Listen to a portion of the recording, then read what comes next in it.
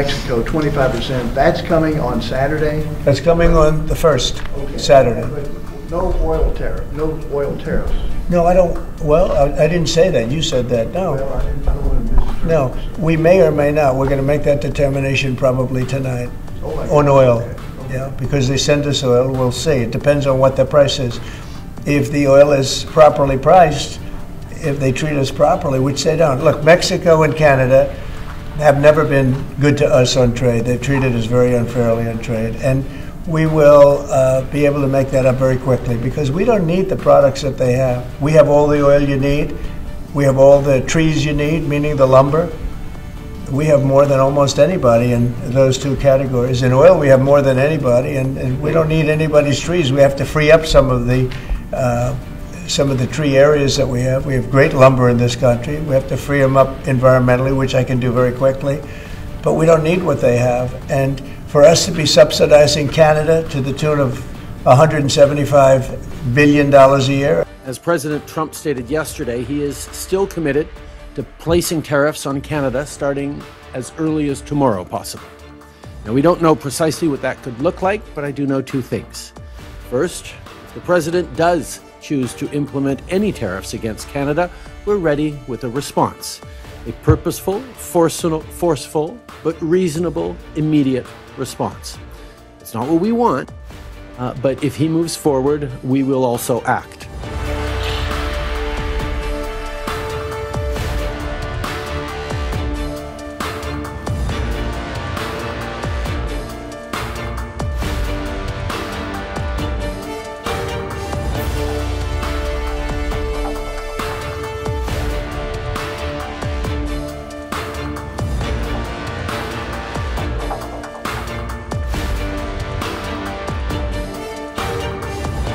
Yeah. Will oil be included or excluded from those tariffs? So we'll be announcing the tariffs on Canada and Mexico for a number of reasons. Number one is the people that have poured into our country so horribly and so much. Number two are the drugs, fentanyl, and everything else that have come into the country. And number three are the massive subsidies that we're giving to Canada and to Mexico in the form of deficits. And I'll be putting the tariff of 25% on Canada and separately 25% on Mexico.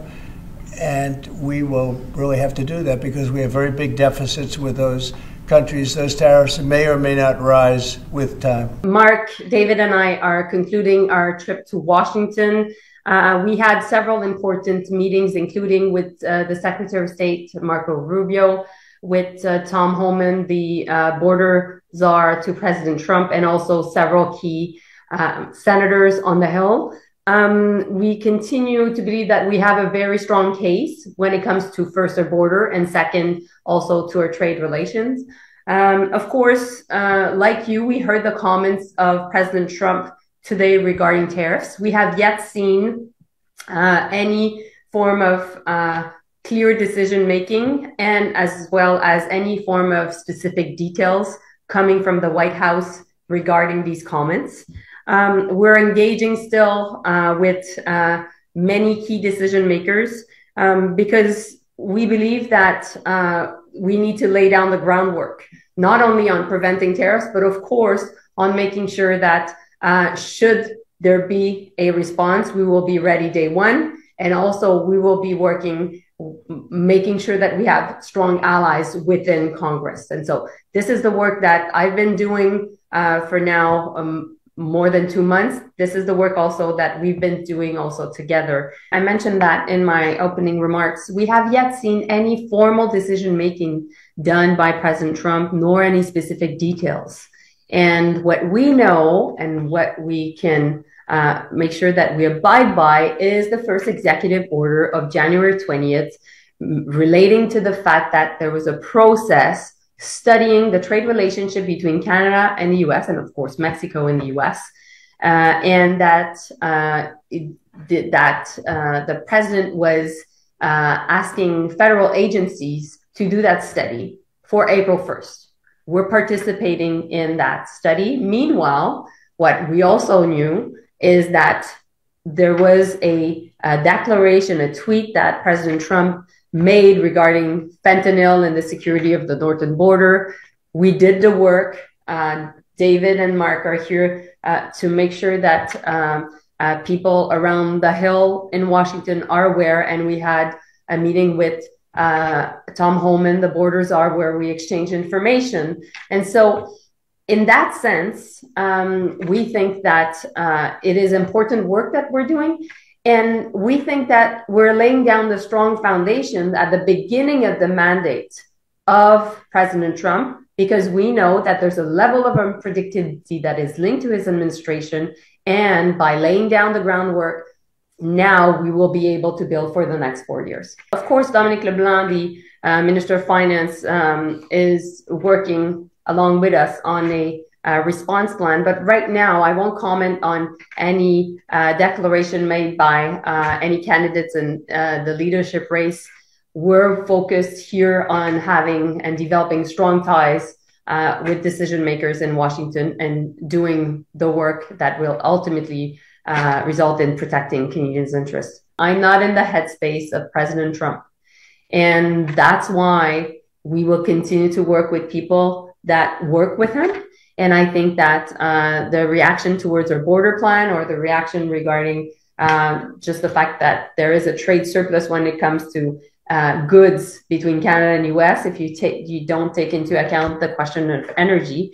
And when we present these arguments, people are reacting extremely positively. To start off, does the government believe that tariffs are 100% coming tomorrow, or is there any possibility we won't see tariffs come in place tomorrow? Jillian, I wish I could answer that question, but the reality is we have yet seen a piece of paper declaring that. And of course, President Trump has made many different declarations, which we take very seriously. And that's why we're working on it and at it. And that's why also David and Mark are here in Washington. And I've been here also for 3 days. But fundamentally, this is a question that you should ask President Trump yourself. He presented definitely a lot of information to Tom Homan. I've had the chance with the Secretary of State to talk about a border plan, to exchange more information, to explain that less than 1% of the fentanyl that is coming into the US comes from Canada, less than 1% of illegal migrants that are coming into the US are coming from Canada, that are on our side. Also, we have a fentanyl crisis, and we want to save lives together. And this is a common interest that we work together on this. And I think we got some positive feedback from different meetings we had. So I think it is worth it. I think that the president has had information in the past regarding our border plan. We'll be receiving more information based on all the meetings we've had, all of us.